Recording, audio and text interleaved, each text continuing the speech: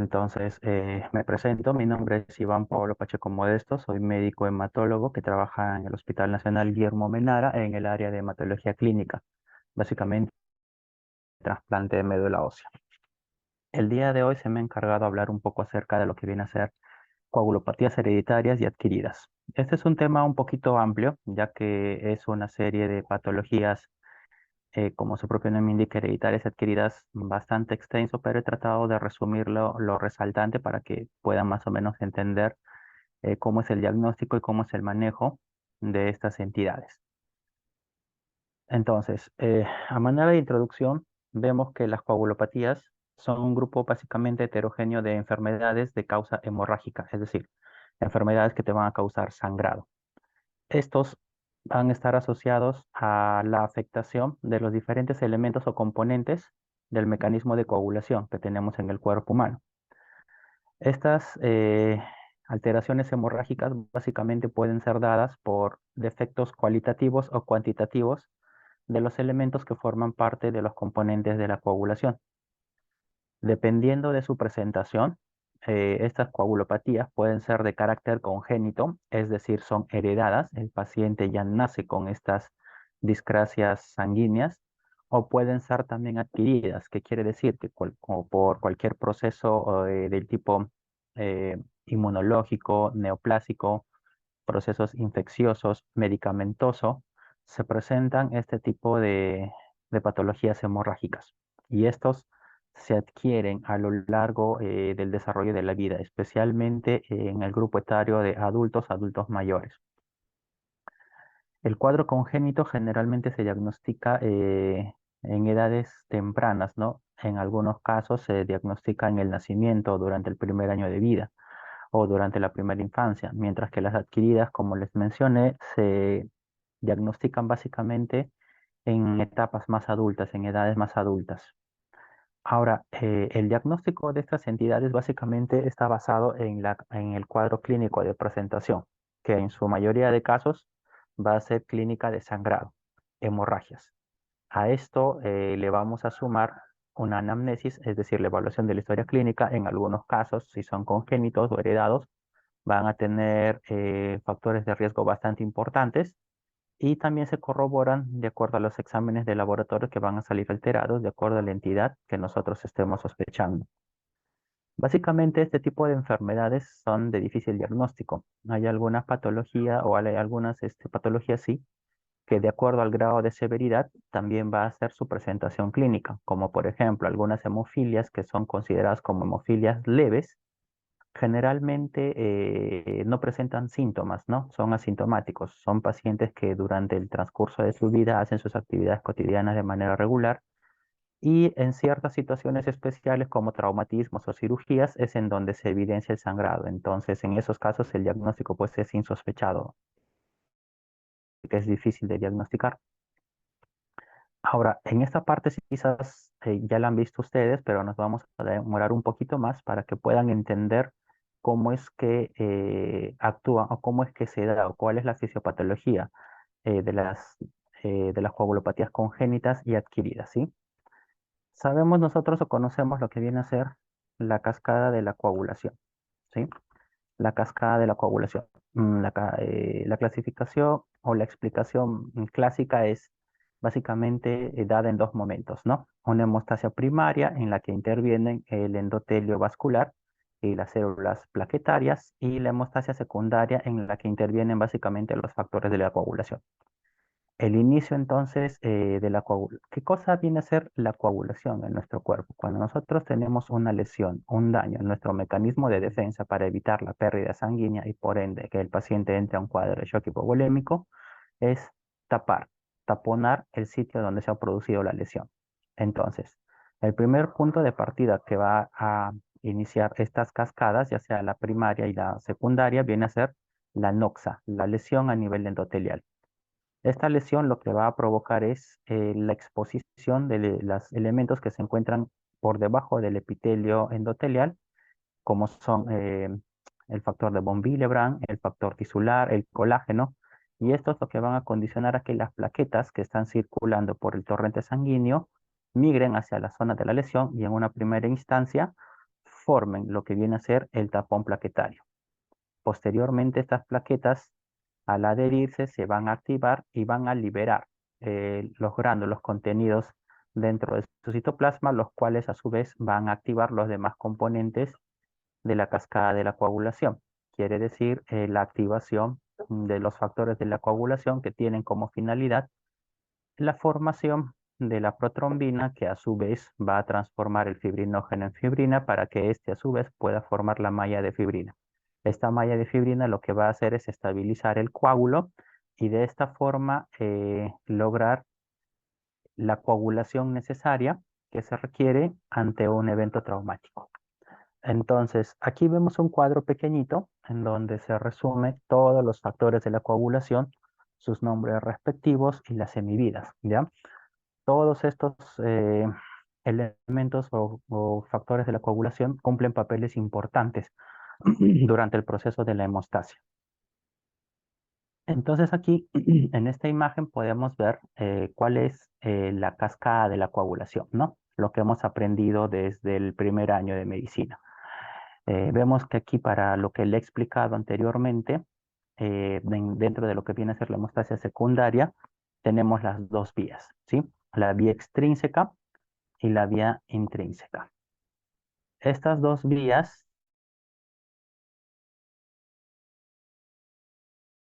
van a confluir en una sola vía, que viene a ser la vía común, cuya finalidad, como les mencioné, es que la trombina transforme el fibrinógeno en fibrina y de esta forma se forma una red estable de fibrina que mantiene estable el coágulo adherido al endotelio en donde se ha producido la lesión, ¿sí? Ahora, es una serie de eventos, esto ustedes ya lo conocen, ¿no? La vía extrínseca básicamente se activa cuando hay un daño endotelial, se expone al factor tisular que está presente en las células fibroblásticas, células endoteliales y el tejido subendotelial. Este lo que va a hacer es asociarse o activar al factor 7, el cual subsecuentemente va a activar el factor 10. Este factor 10 va a transformar la protrombina, factor 2 en factor 2 activado, que viene a ser la trombina, y así sucesivamente transforma el fibrinógeno en fibrina. Por otro lado, la trombina misma va a activar al factor 13 y este factor 13 lo que va a hacer es que esta red de fibrina se mantenga mucho más estable. Por el lado de la vía intrínseca vamos a tener factores de coagulación que están circulantes en el plasma, que asociados también a la noxa, empiezan la cascada con el factor 12, que al activarse por estos factores coadyuvantes, por llamarlos así, transforman a su vez el factor 11 en factor 11 activado. Este a su vez activa el factor 9. El factor 9 también, a través de la activación del factor 8, activan al factor 10 y así subsecuentemente para formar lo que viene a ser la red de fibrina. Ahora, algo que sí quiero que presten atención aquí es lo siguiente. Esta cascada de la coagulación clásica básicamente se ha realizado, o bueno, los fisiólogos que han identificado este proceso de hemostasia lo han hecho de manera in vitro, es decir, de manera experimental en un laboratorio, para poder explicar cómo es que se producen la red de fibrina.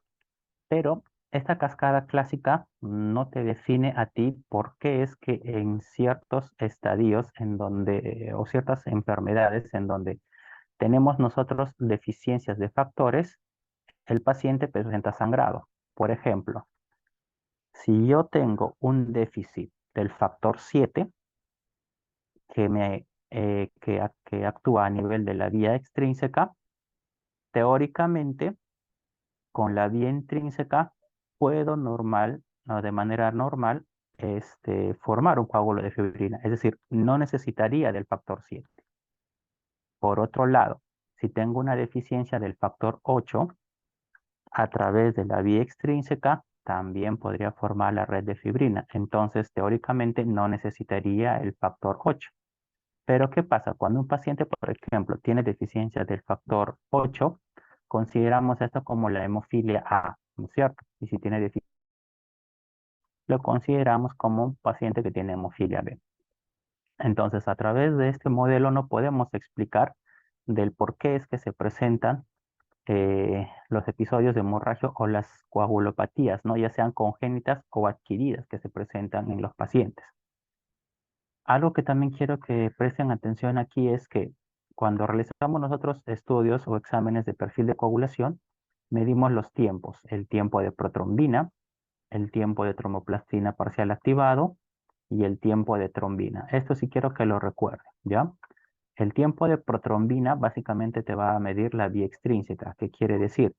Que te permite ver si es que hay alguna alteración en los factores de coagulación que forman parte de la vía extrínseca, el TP va a estar prolongado. Es decir, si tenemos un déficit del factor 7, el TP prolongado. Si tenemos un déficit en el factor 10, el TP va a estar prolongado. Y si tenemos un déficit del factor 5, también el TP va a estar prolongado. ¿Ya? Esto sí presten atención. Del mismo modo, en la vía extrínseca, el cual se va a medir a través del TTPA.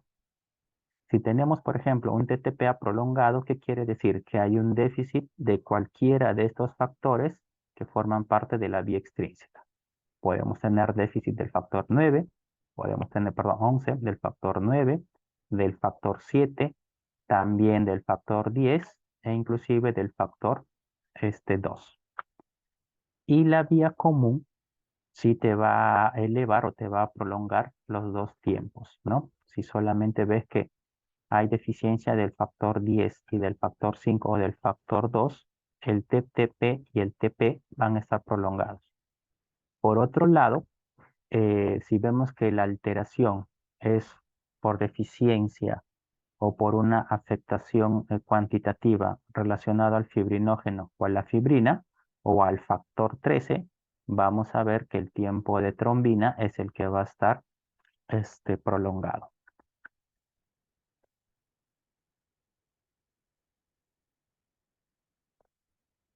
Ya, entonces, este es un modelo más actual que sí nos explica con claridad por qué es que se producen las patologías y por qué es que la deficiencia de cualquiera de los factores de la coagulación sí nos pueden producir a nosotros discrasias sanguíneas, ¿no? El modelo celular de la coagulación básicamente ya no nos habla de la cascada clásica de la coagulación, ya no nos habla de la vía intrínseca ni de la vía extrínseca. Acá nos habla básicamente de tres etapas, de tres procesos: una fase inicial, una fase de amplificación y una fase de propagación. Pero al igual que la vía clásica de la coagulación, la finalidad aquí es la formación de la trombina, que a su vez va a formar el fibrinógeno, lo transforma en fibrina y esto va a formar la red de fibrina que se va a estabilizar a través de la producción del factor 13. ¿Cómo es este modelo celular de la coagulación?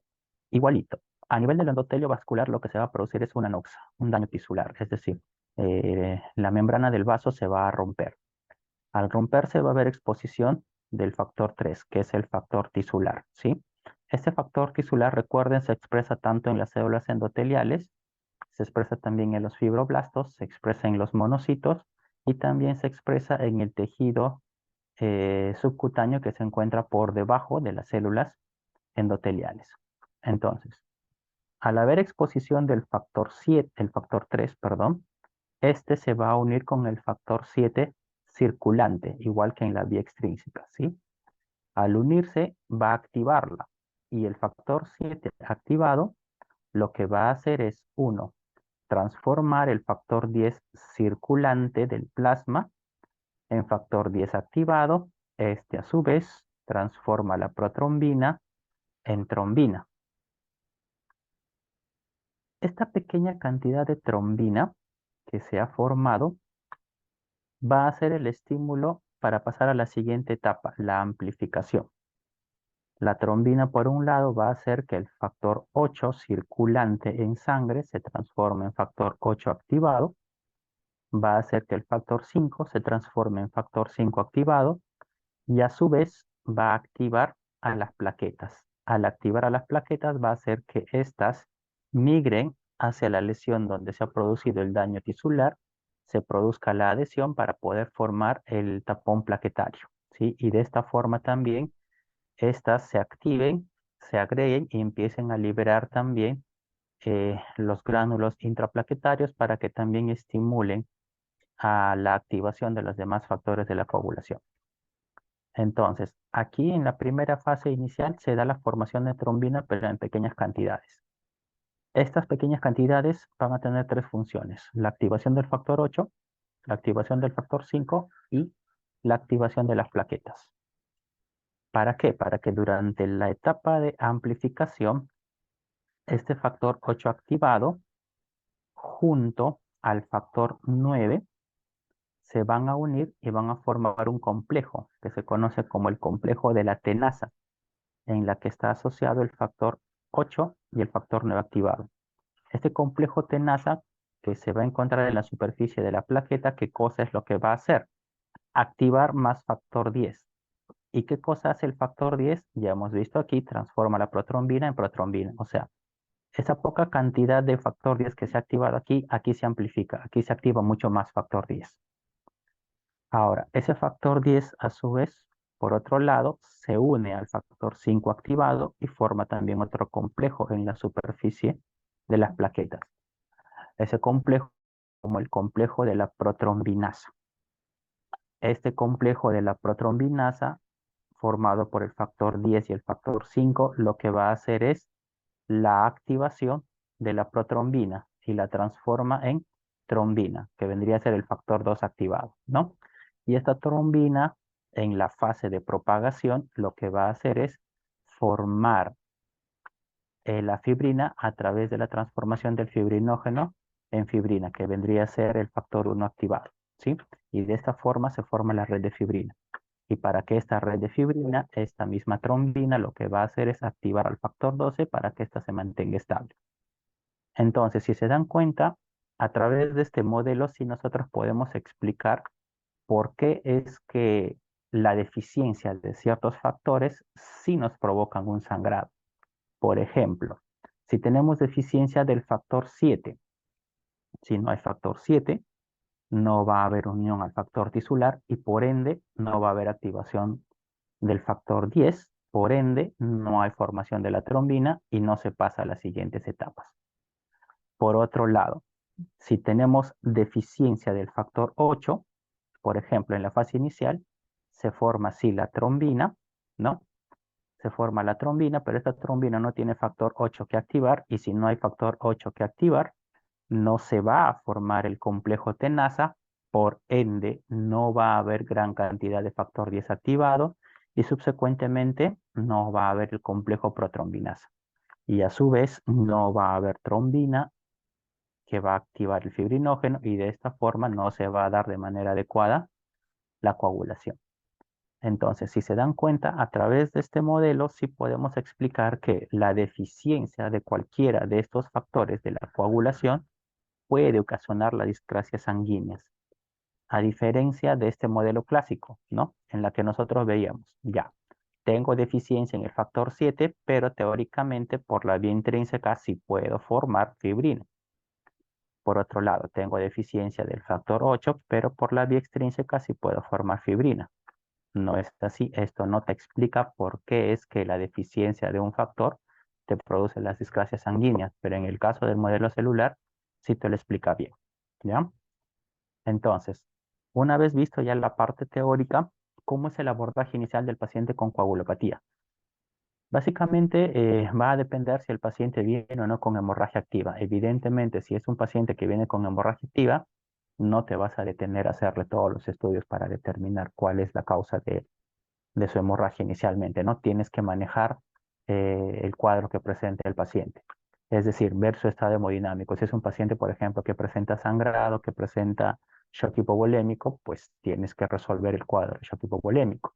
Si ves un paciente que, por ejemplo, es politraumatizado, tienes que buscar lesiones anatómicas, necesitan atenciones quirúrgicas para que puedas tú abordarlas y puedas detener el sangrado de manera urgente. Estos pacientes generalmente llegan a la emergencia, así es que en la emergencia tienes tú siempre a la mano un laboratorio de urgencias en donde los exámenes de hemograma, perfiles de coagulación básicos se pueden hacer de manera inmediata. Entonces les pides estos exámenes y evalúas cómo están, pues, ¿no? Los tiempos de la coagulación. Dependiendo de esto, tú vas a ver más o menos por la fisiología, por lo que hemos explicado, qué es lo que está pasando con el paciente, cuál es la posible alteración de la coagulación que está condicionando que tenga la hemorragia pasiva. Esto te permite a ti poder valorar el soporte transfusional, ¿no? Si ves un hemograma, por ejemplo, en la que tienes una deficiencia de plaquetas, transfundes plaquetas. Si ves un hemograma o un perfil de coagulación en la que tengas deficiencia de fibrinógeno, transfundes crioprecipitado. Y si tienes, por ejemplo, un paciente que en el hemograma, que por un sangrado masivo tiene anemia, ya sea severa o moderada en el caso de los cardiópatas, tienes que transfundirlo, ¿ya? Aquí también, aparte del soporte transfusional, puedes usar agentes antifibrinolíticos, ¿sí? Para que de esta forma mantengas estable, ¿no?, el coágulo de fibrina, por lo que ya se ha explicado anteriormente, y puedas resolver el cuadro agudo que presenta. En el caso de que el paciente esté estable, no esté con un cuadro de hemorragia aguda, ¿no?, que ponga en riesgo la vida, como cualquier otro paciente, lo atiendes a través de una anamnesis y la historia clínica. En este caso es importante preguntar antecedentes personales y familiares, ¿no? Pacientes que tienen cánceres, por ejemplo, si son pacientes que tienen eh, ingesta de alcohol en excesivo, pacientes que son hepatópatas. Los hepatópatas de por sí tienen también coagulopatías adquiridas. Pacientes que tienen enfermedad renal también pueden tener coagulopatías adquiridas. Pacientes con enfermedades autoinmunes pueden tener también coagulopatías congénitas asociadas. Es importante siempre preguntar sobre la presencia de eventos de sangrados previos, ¿no? Esto más o menos para que te pueda indicar a ti si es que la coagulopatía que estás estudiando es congénita o adquirida. Si es congénita, ya les he dicho, viene del nacimiento, o sea, se presentan durante la infancia, durante la niñez o durante el nacimiento. Y ya si es que se presenta en la etapa adulta, básicamente pueda que sea una deficiencia leve o que sea de repente una coagulopatía adquirida, ¿ya? Es importante también preguntar si es que por los episodios de sangrado ha recibido atención médica. Y si ha recibido atención médica, pues ver, ¿no?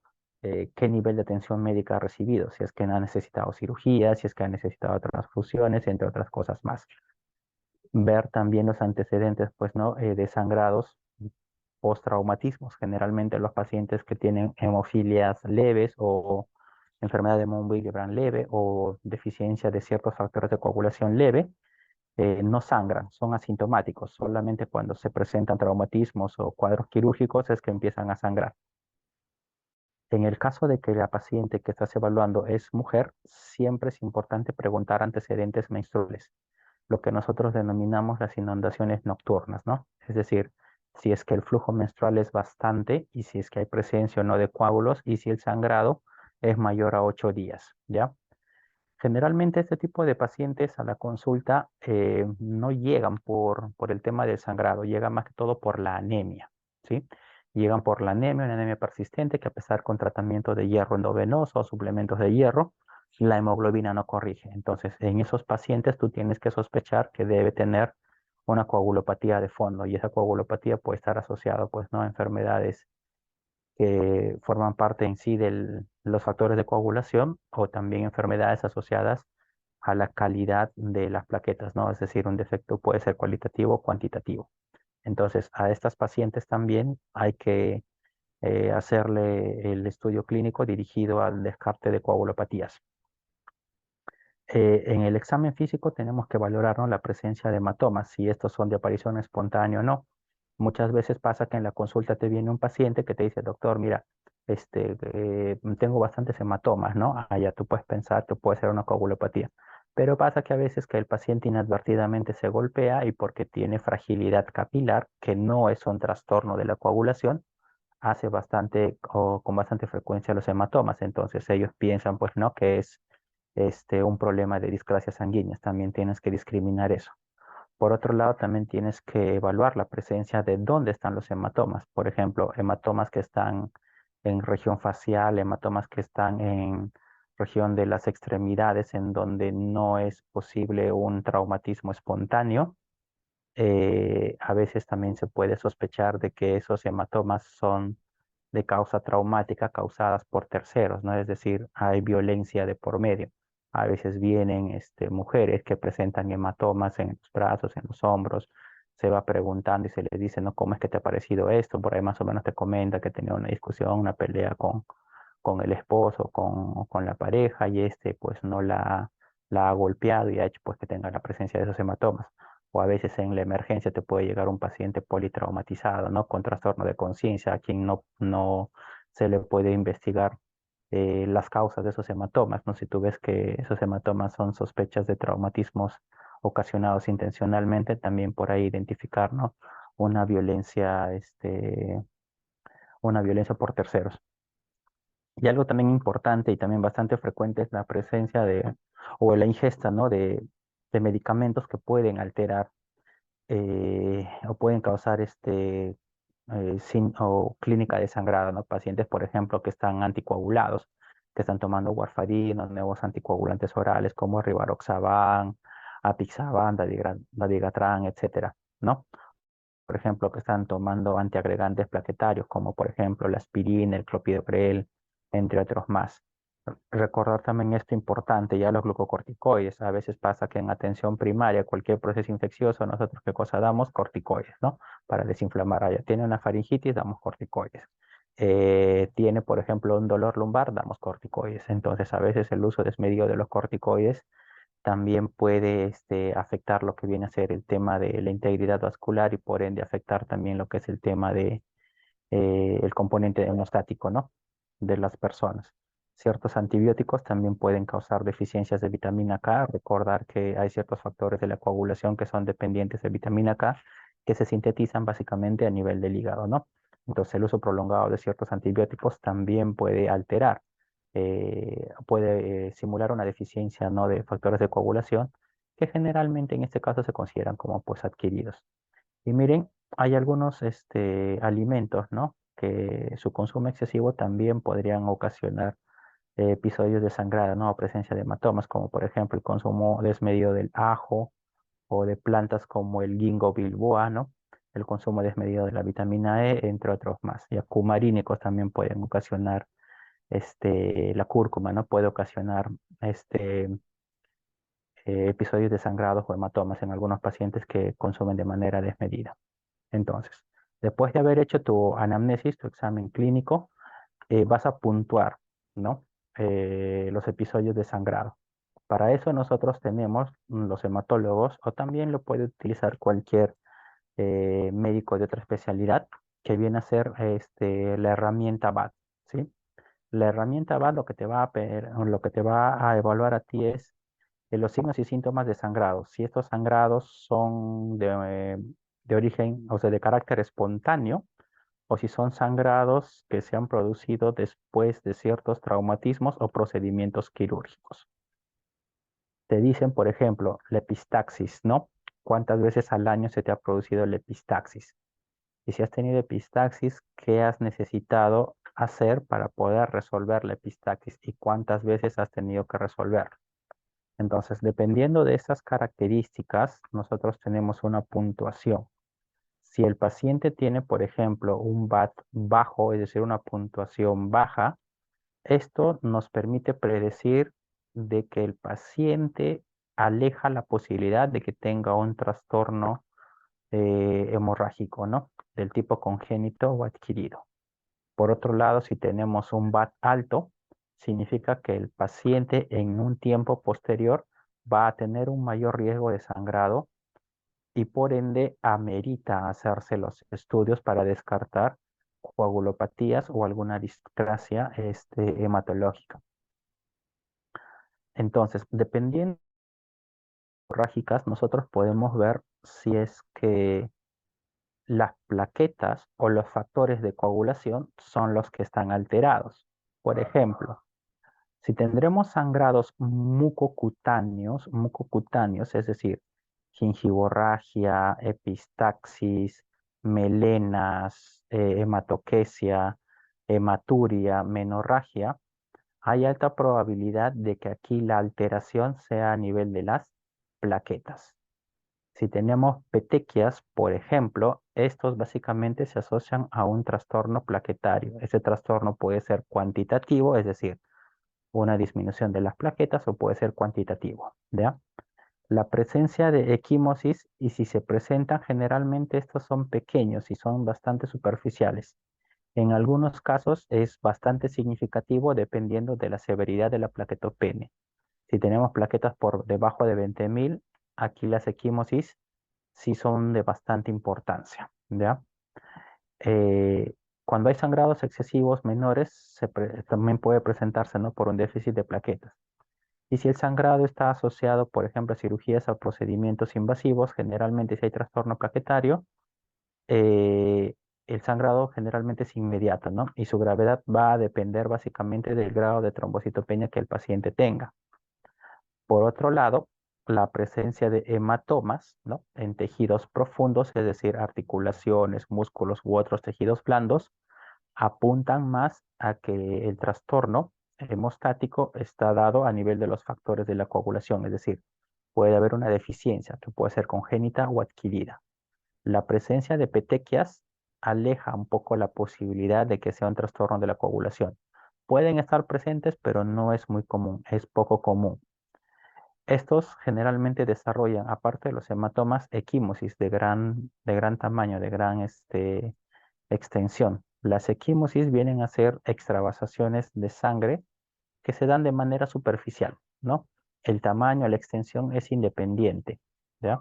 Mientras que los hematomas vienen a ser extravasaciones de sangre en los tejidos profundos, pero generalmente estos, si son por debajo de la piel, tienden a sobreelevarlos, es decir, hacen como una pequeña sobreelevación. Y a menudo, cuando tenemos nosotros pacientes que tienen cirugías, durante el proceso o el acto quirúrgico, estos pacientes presentan el sangrado y el sangrado generalmente es irreversible, demora en resolverse, ¿no? Entonces, en el examen físico lo que nosotros tenemos que evaluar es la presencia, la característica de los sangrados. Estas son las petequias, vienen a ser pequeñas lesiones hipercrómicas que se dan por plaquetopenias severas. Estas lesiones miden menos de 2 a 4, 5 milímetros pueden llegar, pero generalmente son menores de 2 milímetros. Las púrpuras no es otra cosa más que la confluencia de estas petequias. Se conoce como púrpura seca cuando estos están en la piel, púrpura húmeda cuando estos se presentan en regiones mucosas, ¿no? Las equimosis, miran, que vienen a ser sangrados superficiales y los hematomas, que vienen a ser sangrados profundos que usualmente suelen sobrelevar la piel, ¿no? Si es que se encuentran en planos musculares o en tejido celular subcutáneo. Entonces, los estudios de laboratorio para que nosotros podamos hacer el análisis inicial de las discrasias sanguíneas vienen a ser los tiempos de coagulación, ¿no? Lo que medimos es básicamente la protrombina, el tiempo de tromboplastina pronsal activado, el tiempo de trombina y el nivel de fibrinógeno, ¿sí? Y por ahí también podemos medir lo que viene a ser el recuento plaquetario para descartar que la coagulopatía que estamos estudiando se deba a un déficit de plaquetas, ¿no? Si estamos frente, por ejemplo, a una vasculopatía o frente a una enfermedad de tejido conectivo, vamos a ver que el perfil de coagulación va a estar normal, no va a estar alterado, excepto el fibrinógeno, que en ciertos casos puede estar aumentado. Si hablamos de un trastorno por trombocitopenia, lo único afectado va a ser aquí el recuento de plaquetas, que va a estar disminuido por debajo del rango normal. Si hablamos de defectos cualitativos de las plaquetas, vamos a ver que generalmente los tiempos de coagulación van a estar normal, salvo algunas plaquetas que pueden estar disminuidos. No siempre, porque pueden estar también normal. Pero si tenemos, por ejemplo, eh, deficiencias del factor 8 y del factor 9, vamos a ver, como hemos visto en la fisiología, hay prolongación de lo que viene a ser el tiempo de tromboplastina parcial activado. Si sospechamos, por ejemplo, de enfermedad de von Willebrand, la mayoría de veces vamos a tener un perfil de coagulación normal y en algunos casos vamos a tener sí que el TTP está prolongado. Si tenemos un paciente que tiene un SID, ¿no? Que es una coagulación intravascular diseminada secundaria a un proceso infeccioso neoplásico, generalmente sí todos los tiempos de coagulación van a estar prolongados, ¿no? Entonces, esto de aquí es una herramienta importante que te va a ayudar a ti a dirigir el diagnóstico, te va a orientar hacia dónde apunta tu coagulopatía. Esto de aquí sumado con la historia clínica, el examen físico, es importante para que tú puedas dirigir qué otros exámenes más tienes que hacer al paciente para dar con el diagnóstico. Entonces, un algoritmo básico que sí se puede aprender es este de aquí, ya que nos te va a permitir a ti dirigir el diagnóstico en base a los hallazgos del perfil de coagulación que te puedas encontrar. Por ejemplo, si tienes un perfil, un TP y un TTPA normal, aleja la posibilidad que tengas una deficiencia. Aquí lo que tendrías que determinar básicamente es cómo es el dosaje de factor de von Willebrand para descartar enfermedad de von Willebrand y evaluar lo que viene a ser el tiempo de trombina. Si el tiempo de trombina también está alterado, se debe básicamente a una deficiencia del factor TS. Y por otro lado, hacer pruebas de función plaquetaria, ya que estos podrían ser la causa que te explique a ti la clínica de sangrado. Por otro lado, tienes un paciente que tiene el TP normal, pero tiene el TTPA prolongado. El TTPA, ya habíamos dicho, lo que nos mide es la vía extrínseca, ¿no? De la cascada de coagulación. Por ende, si nosotros tenemos el TTPA prolongado, vamos a sospechar de que probablemente el paciente tenga deficiencias, ya sea de los factores 8, factor 9, factor 11 o factor 12 de la coagulación. Para poder determinar cómo hacemos la prueba de mezcla. ¿En qué consiste la prueba de mezcla? Es decir, tenemos un paciente que tiene el TTP prolongado. Le agregamos plasma normal, en donde tenemos concentración de factores de coagulación. Si el TTPA corrige, significa que este plasma que tiene TP prolongado tiene deficiencia de estos factores y por ende debemos dirigir el diagnóstico a la deficiencia de las mismas. Por otro lado, si a pesar de que tú le agregas plasma normal que contiene o que es rico en factores de coagulación, no corrige el TTPA, todavía sigue siendo prolongado, hay que hacer estudios de anticoagulante lúpico para poder descartar enfermedades autoinmunes como el síndrome antifosfolipídico. Y por otro lado, preguntar bien durante el momento de la toma de la muestra si es que se ha utilizado o no algún anticoagulante como la heparina. Y si tampoco no corrige, hay que pensar también que la deficiencia de estos factores se debe a la presencia de un inhibidor. Por ende, te indicaría a ti que lo que tú estás teniendo básicamente es una deficiencia adquirida, ¿ya? Otro escenario en la que tenemos el TP prolongado, recuerden, el TP te mide la vía extrínseca y el TTP normal, ¿no? A esto lo que tenemos que evaluar es el tiempo de trombina, ya que estos también te vienen en la vía común. Si el tiempo de trombina es normal, entonces hay que dirigir el diagnóstico a la determinación de deficiencias de los factores dependientes de vitamina K. Factor 2, factor 5, factor 7, factor 9, ¿no? Y por otro lado, descartar que el paciente pues haya tomado anticoagulantes orales, ¿no? Como la warfarina o como la vigatran, etcétera, que hayan hecho que se tenga deficiencia de estos factores y por ende se prolonga el TP. Básicamente la warfarina, porque los otros medicamentos no te prolongan, ¿ya? Básicamente es eso, la warfarina. Y por otro lado, si tú tienes el tiempo de trombina prolongado y el tiempo de reptilasa normal, hay que sospechar de que la deficiencia se deba de repente a una alteración del fibrinógeno, ya sea cuantitativo o cualitativo, ¿no? Y si tenemos aquí, por ejemplo, el TP y el TTPA prolongado, esto sabemos que ambos lo que te van a medir es la vía común. Y en la vía común, quienes intervienen, el factor 2, el factor 5 y el factor 10. Entonces tenemos que dirigir los diagnósticos apuntando a las deficiencias de estos factores, ¿ya? Entonces, la clasificación de las coagulopatías se da de estas dos formas, ¿no? Congénitas y adquiridas. Dentro de las congénitas, las más frecuentes tenemos las hemofilias, la enfermedad de von Willebrand y los trastornos hereditarios de los factores de coagulación, quiere decir las deficiencias de los factores, ¿sí? Y también algunas entidades que vienen a ser deficiencias combinadas, es decir, no solamente hay una deficiencia de un factor, sino de dos o más de dos. Y las adquiridas también son casi las mismas que las congénitas, pero que se producen en el transcurso de la vida y están asociadas a procesos autoinmunes, infecciones o en la mayoría de los casos neoplasias. En cuanto a las coagulopatías, vendemos acá la hemofilia, ¿no? Que es una enfermedad que básicamente se produce por una deficiencia del factor 8 y del factor 9. Está ligado al cromosoma X. ¿ya? Aquí vamos a ver que hay un defecto, ya sea cuantitativo o funcional, de estos dos factores. La deficiencia del factor 8 se conoce como hemofilia A o la hemofilia clásica. La deficiencia del factor 9 se conoce como la hemofilia B o la enfermedad de Christmas, ¿ya? Y recordarles aquí que esta enfermedad básicamente se va a manifestar clínicamente en los varones, no en las mujeres. Las mujeres en la mayoría de los casos solamente son portadoras, o sea, tienen el gen de la enfermedad, pero no manifiestan la enfermedad. Son los hombres los que presentan esta enfermedad. En cuanto a su epidemiología, básicamente, pues la prevalencia mundial es aproximadamente 1 de cada 100.000 casos. Es heredada en el 70% de los casos y el otro 30% es consecuencia de una mutación de novo, ¿no? Significa que puede ser adquirido, ¿no? De causas para determinar. A nivel del Perú tenemos básicamente alrededor de 3.000 personas que padecen esta enfermedad, ¿no? Y que se diagnostican anualmente en un 10% más. El cuadro clínico de la hemofilia, básicamente, como ya les he mencionado, está basado o enfocado en los sangrados de tejidos profundos, ¿no?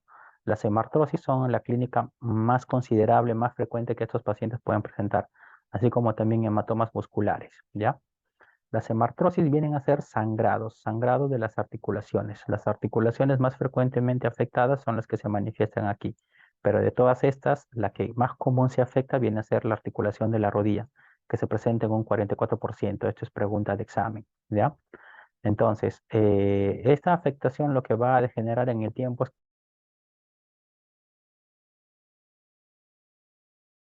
patologías es bastante tedioso, ya que requiere el manejo multidisciplinario de varias especialidades.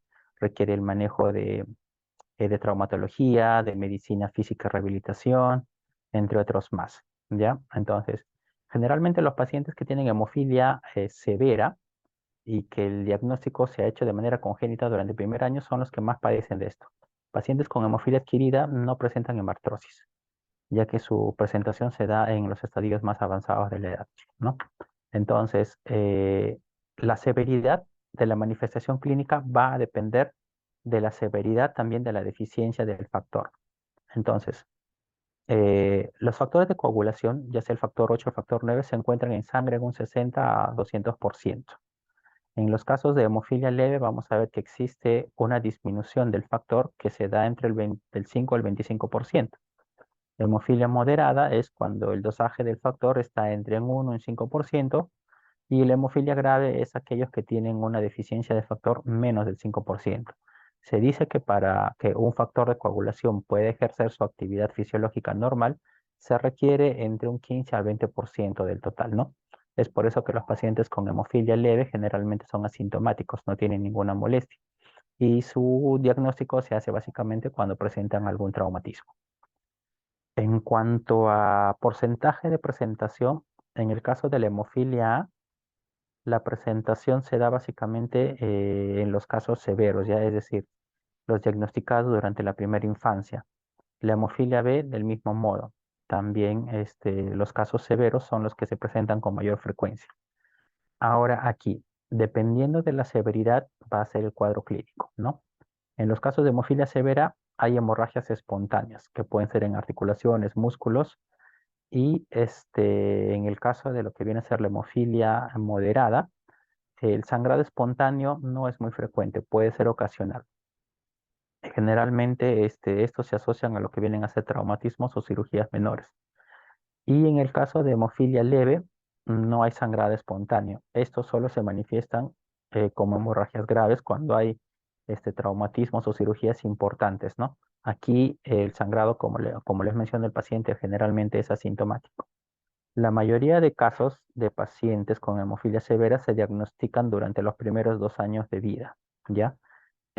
Su diagnóstico sí tiene bastante relevancia e importancia clínica, ya que estos cursan con hemartrosis importantes que pueden condicionar a que el paciente tenga incapacidad locomotora, ¿no? Es decir, la atropatía hemofílica, ¿ya? Estos pacientes generalmente tienen sangrados, o sea, hemartrosis en un periodo de 10 hasta 15 veces por año. Por eso es importante hacer el diagnóstico precoz en un paciente recién nacido del que se tenga sospecha que tenga alguna displasia sanguínea. El diagnóstico, como cualquier displasia sanguínea, hacer una historia clínica, ver el patrón de herencia, características de la hemorragia, exploración física y los exámenes de laboratorio.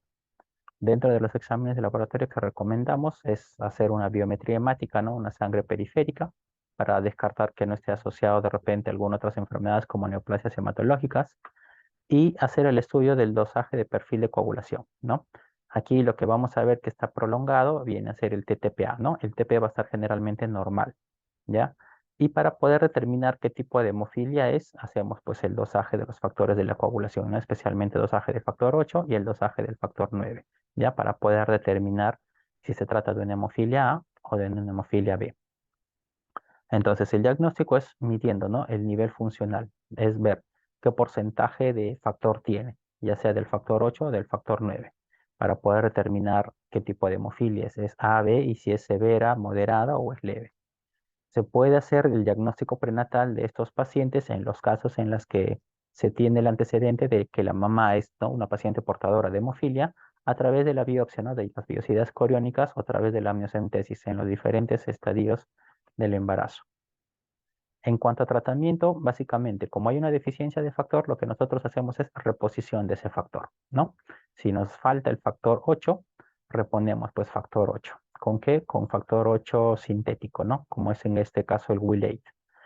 Una forma de nosotros poder determinar qué cantidad de factor se necesita va a depender de la severidad. Si es que es un paciente, por ejemplo, que tiene hemofilia severa, tiene que tener profilaxis, porque estos pacientes, como ya hemos explicado, sangran bastante. Entonces tienen que recibir un tratamiento profiláctico constante. Si es un paciente, por ejemplo, con hemofilia leve, no requiere profilaxis, solamente necesita tratamiento en ciertos casos especiales. Imagínate tú tener un paciente, por ejemplo, que tiene hemofilia leve, pero que tiene apendicitis. Va a entrar a una sala de procedimientos, ¿no? Entonces, como va a haber una cirugía que va a causar traumatismo y posteriormente sangrado, en esos casos sí tienes que elevar el porcentaje del factor más o menos a un 80 o un 100%. Entonces, hay una fórmula que nosotros utilizamos para poder aumentar el factor que nosotros queremos en casos especiales, ¿no?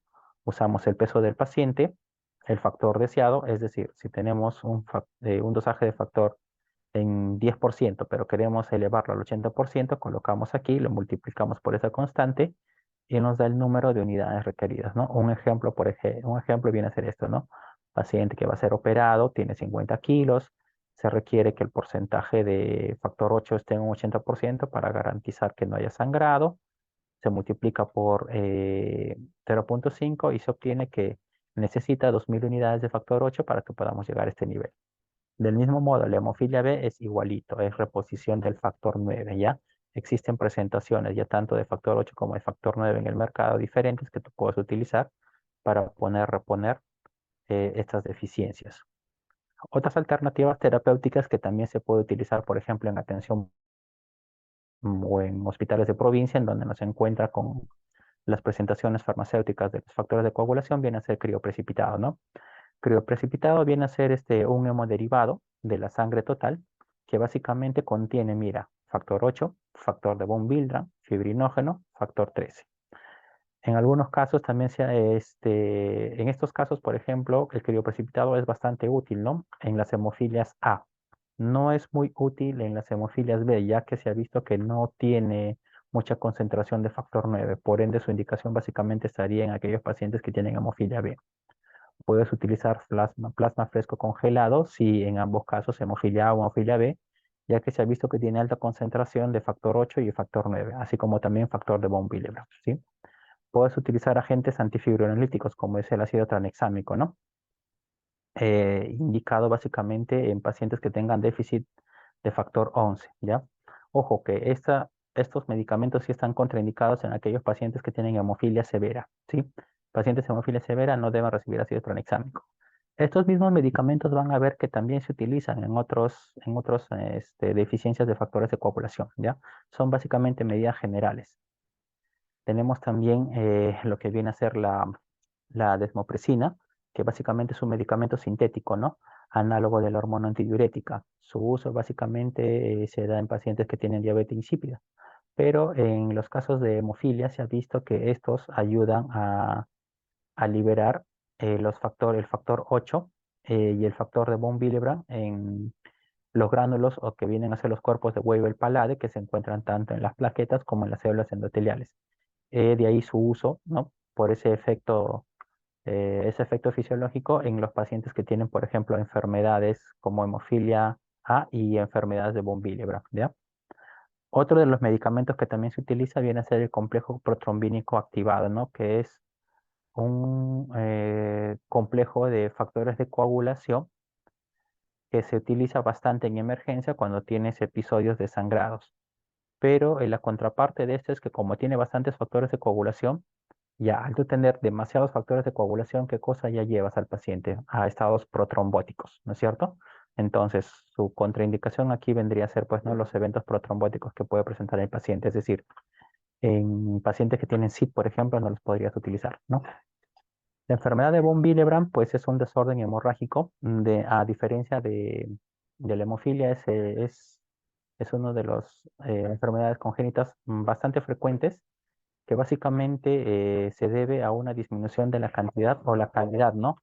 Del factor de von Willebrand, ¿ya? Esto se transmite de manera autosómica dominante y generalmente la manifestación clínica se da por sangrados cutáneos, mucosos, ¿no? Como ya hemos explicado anteriormente, es decir, presencia de epistaxis, gingivorragia, es decir, sangrados gastrointestinales, etcétera. Y si hay equimosis, estos equimosis no son tan marcadas, ¿no? Ahora, la enfermedad de von Willebrand, se puede presentar de manera equiparable tanto en varones como mujeres, a diferencia de la hemofilia que se presentan básicamente en varones. ¿Ya? No hay distinción por razas ni tampoco por geografía específica. Estos se clasifican básicamente en tres tipos de enfermedad de von Willebrand, las de tipo 1, tipo 2 y tipo 3. Las de tipo 1 básicamente es cuando hay una disminución leve, ¿no? O moderada, es decir, es un defecto cuantitativo del factor de von Willebrand. Mientras que el tipo 2 básicamente es un defecto cualitativo, es decir, tenemos sí la cantidad normal de factor de von Willebrand, pero su funcionalidad no es la adecuada. Y la del tipo 3 es la que existe ausencia completa, ¿no? O casi completa del factor de von Willebrand. Y de estas tres es la que tienen presentación más severa, ¿no? Esta es pregunta de examen por si acaso, ¿no? De las tres es la que es la más compleja. Entonces, el factor de von Willebrand, pues, es una proteína importante para lo que viene a ser eh, la activación de lo que viene a ser la cascada de la coagulación para la hemostasia, ¿no? Recordar que esta proteína se traduce a nivel de cromosoma 12, ¿no? Y su liberación en el plasma básicamente se va a dar a través de los cuerpos de Weber-Palade, como les había mencionado, que se encuentran tanto en las células endoteliales o en los gránulos de las plaquetas. Cuando existe una anoxa, las células endoteliales y las plaquetas van a liberar este factor de von Willebrand para que se pueda dar el inicio de la cascada de la coagulación y una vida media que tienen esta proteína viene a ser de 8 a 12 horas. La fisiopatología básicamente no va a estar dada dependiendo del tipo de factor, del tipo de enfermedad de von Willebrand que se presenta. Aquí un esquema representativo de cuál es, en dónde es que actúa, ¿no? El factor de von Willebrand. El factor de von Willebrand se encuentra aquí a nivel de la membrana basal del endotelio.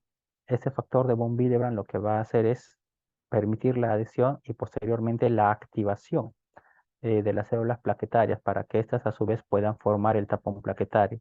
Por otro lado, también permite la unión, ¿no? Entre ciertas glicoproteínas de estas plaquetas y de esta forma lograr la adhesión plaquetaria. El cuadro clínico, como les mencioné, básicamente aquí la clínica es sangrado, ya sangrado mucocutáneo, epistaxis, gingivorragia o sangrados profusos que se pueden presentar durante procedimientos dentales que deben hacer sospechar de enfermedad de von Willebrand.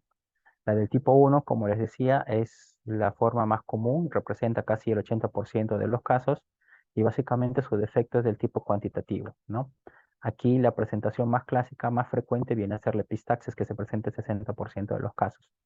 La del tipo 2, a su vez, se divide en otras subclasificaciones, pero en general lo que me interesa que sepan es que es un defecto cualitativo. Es decir, hay pérdida de la fusión del factor de von Willebrand, por ende, disminuye la capacidad de aglutinación plaquetaria. En otros casos hay un incremento de la función, por lo que permite o por lo que se incrementa también la capacidad de adherencia y por ende mayor permanencia del tapón plaquetario.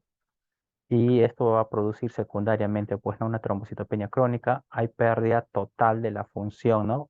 Por ende, ausencia de la acumulación plaquetaria, entre otros más. La enfermedad de von Willebrand 3 es de todas la forma más severa de la enfermedad. Felizmente de estas tres es la que con menos frecuencia se presenta, ¿no? Aquí vemos que los factores de coagulación se encuentran, o el factor de von Willebrand se encuentra muy por debajo del valor normal y a veces es indetectable, ¿no? Este tipo de pacientes generalmente no tienen un buen pronóstico y requieren medidas de tratamiento un poquito más agresivas, ¿no?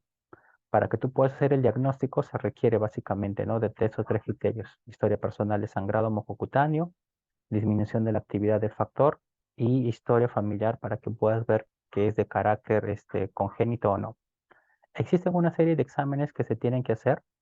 Esto, bueno, no es muy importante que los conozcan, pero en la mayoría de casos, cuando tú sospechas de la deficiencia de un factor, el diagnóstico definitivo es dosar el factor. En este caso, como estamos hablando del factor de von Willebrand, lo que nosotros queremos dosar es la actividad del factor de von Willebrand y también dosar la cantidad de factor Willebrand, de von Willebrand que tenemos para poder determinar si es una deficiencia cuantitativa o cualitativa, ¿ya? En cuanto al tratamiento, al igual que el anterior, como hemos mencionado, se puede dar también desmopresina, también se puede utilizar agentes antifibrinolíticos. En cuanto a tratamiento específico, ya sabemos, si tenemos deficiencia del factor de von Willebrand, lo que nosotros damos es factor de von Willebrand, ¿no? Esto es lo que tenemos que utilizar. Y la fórmula para poder calcular la cantidad de factor de von Willebrand que debemos que dosar es la misma que hemos utilizado para las hemofilias, es decir, utilizamos el peso, el factor deseado y lo multiplicamos por 0.5 para lograr el porcentaje de factor que necesitamos. A partir de aquí vamos a hablar un poquito ya más acelerado acerca de lo que vienen a ser las otras deficiencias, ¿ya? Existen también deficiencias unitarias, ¿no? De los diferentes tipos de factores. Hay deficiencias del factor 7, ¿ya? Como su propio nombre lo indica, es cuando hay disminución, ¿no? O ausencia del factor 7. Recordar que el factor 7 es uno de los factores dependientes de vitamina K que se sintetiza a nivel hepático y su formación está básicamente dada a nivel del cromosoma 13, es decir, alteraciones a nivel de este cromosoma se traducen en deficiencias de factor 7. El diagnóstico es el dosaje del mismo, ¿no? Y recuerden, el factor 7, ¿en dónde se involucraba? En la vía extrínseca. Por ende, aquí vamos a ver que el TP está prolongado, mientras que el TTP y el tiempo de sangría va a ser normal. El diagnóstico diferencial, evidentemente, va a ser, pues, ¿no? Con las diferentes deficiencias de factores que hay también. En cuanto a tratamiento, esto es uno de los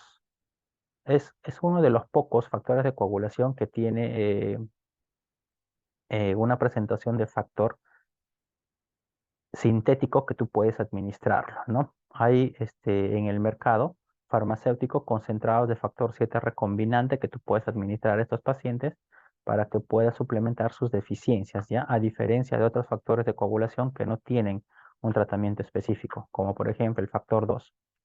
La deficiencia del factor 2, evidentemente, pues como también es un factor dependiente de vitamina K que se sintetiza a nivel del hígado, alteraciones o enfermedades hepáticas pueden causar deficiencias de este factor.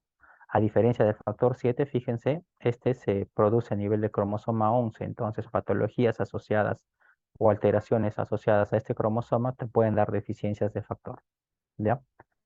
Aquí sí tenemos dos fenotipos, ¿ya? Una hipoprotrombinemia o una disprotrombinemia, ¿no? Hipoprotrombinemia significa que aquí hay un déficit cuantitativo de la protrombina. Y la disproteinemia significa que tenemos valores normales, pero no funcionan de manera adecuada. Igual que cualquier otro factor de coagulación, también su clínica va a ser pues de sangrado, ¿no? Sangrado. El factor 2, básicamente eh, forma parte de lo que viene a ser la vía común, ¿cierto? Por ende, entonces vamos a ver que tanto el TTP como el TP van a estar prolongados y va a haber una disminución básicamente de la proteína funcional, ¿no? Cuando hacemos su dosaje específico. La deficiencia del factor 10 también es una deficiencia que está asociada a O sea, el factor 10 es un factor también que es dependiente de la vitamina K que se sintetiza en el hígado, ¿no? Esto forma parte de lo que viene a ser la vía común, ¿sí? Por ende, aquí también vamos a ver que tanto el TP como el TTPA van a estar prolongados y las características clínicas van a ser semejantes. Para que tú puedas hacer el diagnóstico es la determinación o el dosaje, ¿no? Del porcentaje de factor que tienes en el paciente. Por otro lado, también tenemos la deficiencia del factor 5, ¿ya? Igual, también te puede generar síntomas clásicos. Esto sí, su presentación no es muy frecuente y si se presenta, se sospecha de que existe una alteración a nivel de cromosoma 1 que está ocasionando su déficit. La clínica también general, en la mayoría de casos es leve, por lo que su abordaje básicamente no requiere mayor manejo, se puede hacer observación. O si el paciente intervenciones quirúrgicas se puede administrar, pues en este caso, no plasma fresco congelado, que como ya hemos visto, tiene altas concentraciones también de factor 5. Aquí igualito, fíjense, ¿ven? El factor 5 hemos visto que forma parte de la vía común, por ende el TP y el TTPA van a estar prolongados, ¿ya? El factor 5, su dosaje va a estar disminuido y en algunos casos el tiempo de sangría va a estar incrementada. Es por esto que a veces los pacientes que tienen factor 5, que son sometidos a cirugías, llegan a la consulta de hematología de manera incidental, ¿no? Porque a la evaluación del anestesiólogo han visto, no, tienes el tiempo de sangría un poco prolongado, que te evalúe el hematólogo. Entonces viene con nosotros hacemos los exámenes y nosotros hacemos el diagnóstico. Tenemos también la deficiencia del factor 11, a diferencia de los otros, y fíjense que su deficiencia está asociado a alteraciones a nivel del cromosoma 4, ¿ya? Factor 13 también igualito.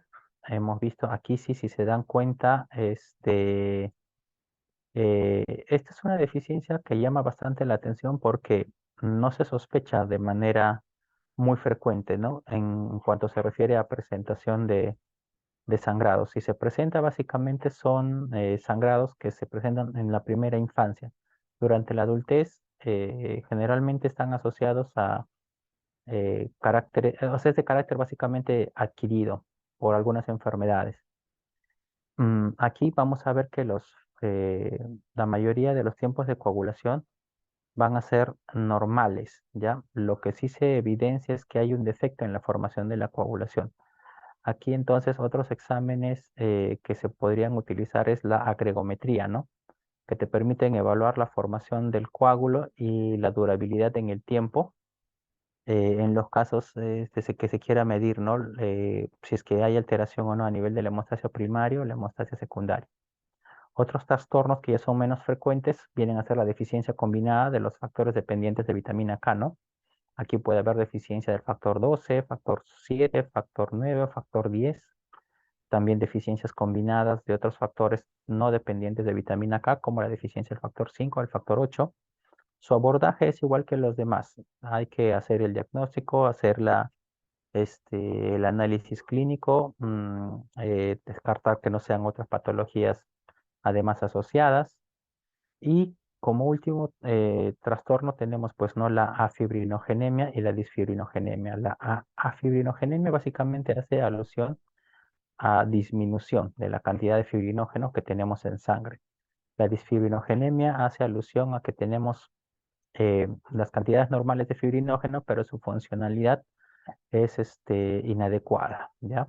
También un perfil de coagulación nos permite a nosotros poder evaluar estos casos y algo sí este, que me gustaría resaltar es que pacientes, por ejemplo, que tienen afibrinogenemia, suelen tener en el caso de las mujeres abortos espontáneos, ¿no? Recurrentes. Entonces, en aquel paciente que tú tienes el antecedente de abortos a repetición, que se le ha hecho estudios de trombofilia y las que no se ha diagnosticado de repente alguna causa primaria, sospechar también, ¿no? De que pueden ser asociados a disfibrinogenemia o a fibrinogenemia congénita.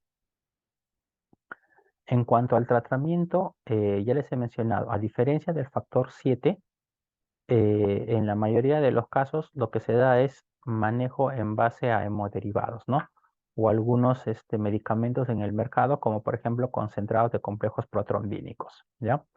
En la mayoría de casos se trata solamente con transfusiones de plasma fresco congelado.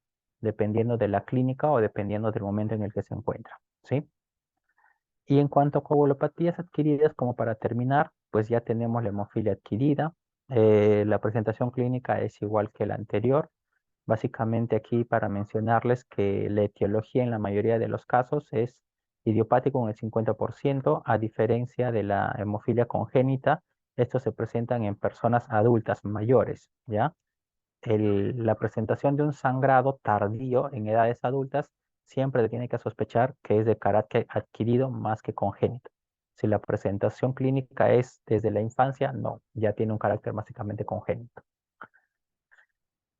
Con respecto al cuadro clínico, básicamente, pues no, igual que las hemofilias, pueden presentarse hemorragias. Aquí si no se presentan las hemartrosis o los sangrados eh, em, de tejidos profundos, pueden haber sangrados que sí son considerables, son de gran importancia y no olvidarse esto, ¿ya? Acá no se presentan hemartrosis. Las hemartrosis generalmente son de las hemofilias congénitas, eso también podría ser pregunta de examen. Igual aquí, el algoritmo diagnóstico básicamente es, pues, ¿no? Una prolongación del TTP, disminución del factor 8, pero como esto es de carácter adquirido, ¿qué significa? Que existen anticuerpos que están atacando y disminuyendo el factor 8. Por ende, tú necesitas hacer el diagnóstico de esos anticuerpos, ¿no? Entonces, un algoritmo fácil que tú puedes hacer para determinar si es adquirido o no es el siguiente. Tienes un TTPA prolongado, ¿no? Sospechas de una coagulopatía. ¿Qué es lo que haces? Lo que les había mencionado, la prueba de mezclas. Es decir, tienes plasma del paciente enfermo que tiene el TTPA prolongado. Tú le echas plasma normal que tiene factores de coagulación. Si el TTP corrige, significa que tienes deficiencias de factores de coagulación y por ende es una hemofilia en este caso, ¿no? Si se corrige, ¿ya? Dosificas los factores de coagulación.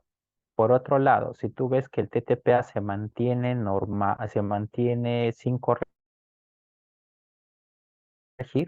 sospechas, uno, de que se trate de, mm, de anticuerpos contra el factor 8, es decir, una hemofilia adquirida, o en algunos casos también la presencia de anticuerpo lúpico, ¿no? En los casos de pacientes con enfermedades de síndrome antifosfolipídico. El diagnóstico diferencial, de todas maneras, tienes que hacerlo con coagulopatías congénicas de carácter leve. Y hemos dicho que las hemofilias leves a veces son asintomáticas y nunca se manifiestan hasta que el paciente presenta algún traumatismo o cirugía mayor. Hay que descartar procesos autoinmunes, ¿no? Como les decía aquí, el síndrome antifosfolipídico a través de la presencia del cuerpo lúpico. El SID, ¿no? Que es una coagulopatía que se da básicamente por efectos de procesos infecciosos o neoplásicos que condicionan a que el paciente tenga un agotamiento de los factores de la coagulación. El tratamiento, hay tratamientos específicos como lo que viene a ser dosaje de los factores de coagulación 8. Hay que dar también este factor 7 activado recombinante, como hay un anticuerpo contra el factor 8, y esto evita de cierta forma su activación del factor 7.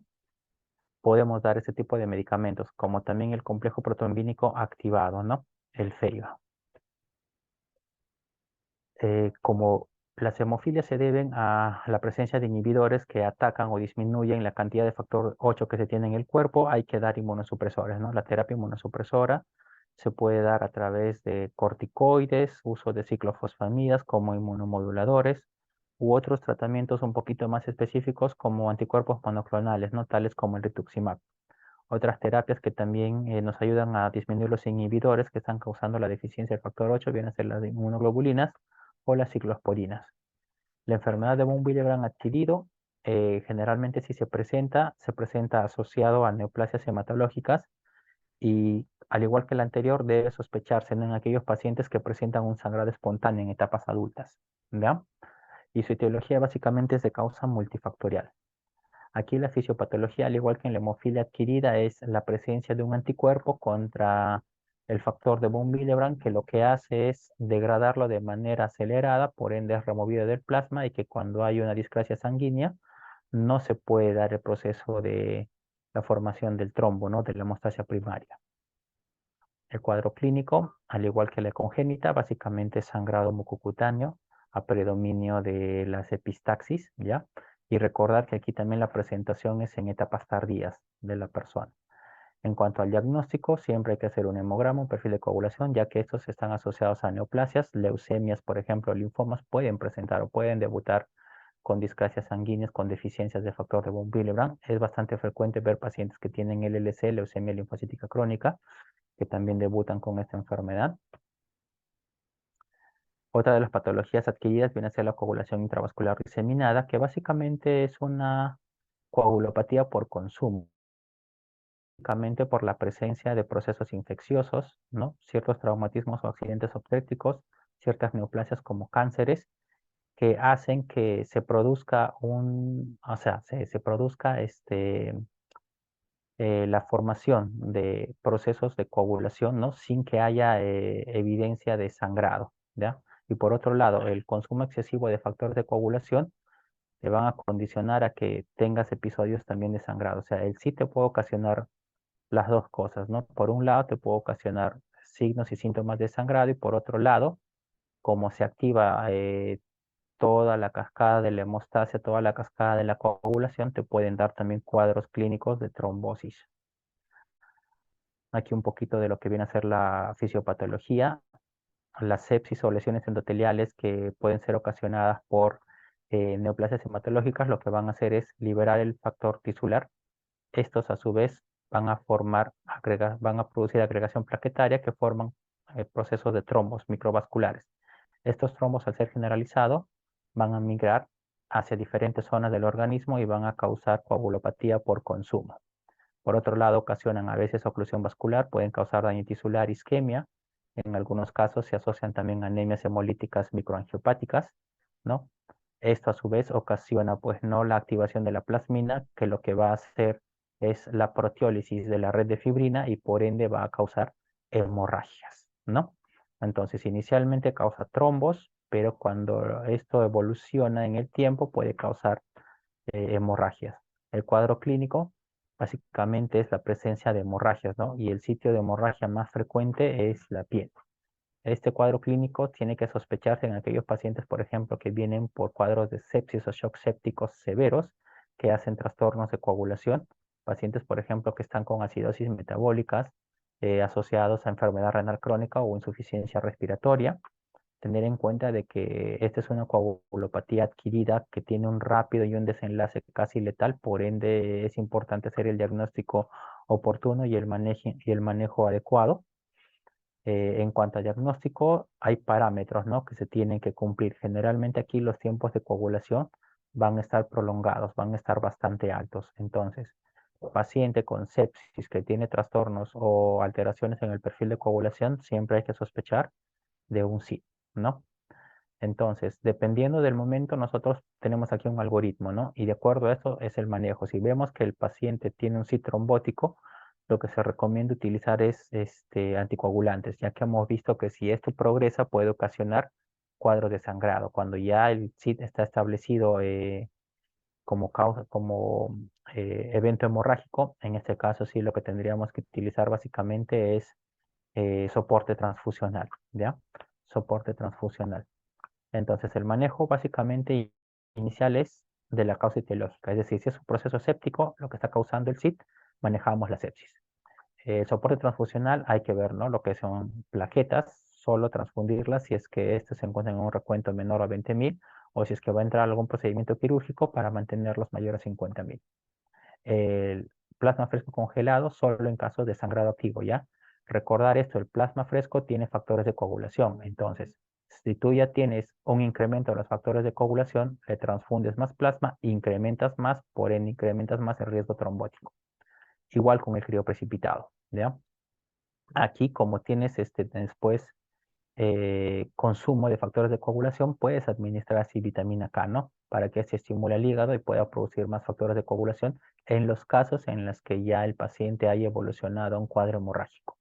Y solo el manejo anticoagulante se recomienda utilizar, ¿no?, las heparinas, que pueden ser no fraccionadas o de bajo peso molecular para profilaxis, ¿no? De esta forma evitar los eventos trombóticos que están asociados a la misma, ¿ya? Y básicamente eso sería todo, chicos, con respecto a la presentación de hoy. Sé que ha sido bastante extenso, bastante amplio.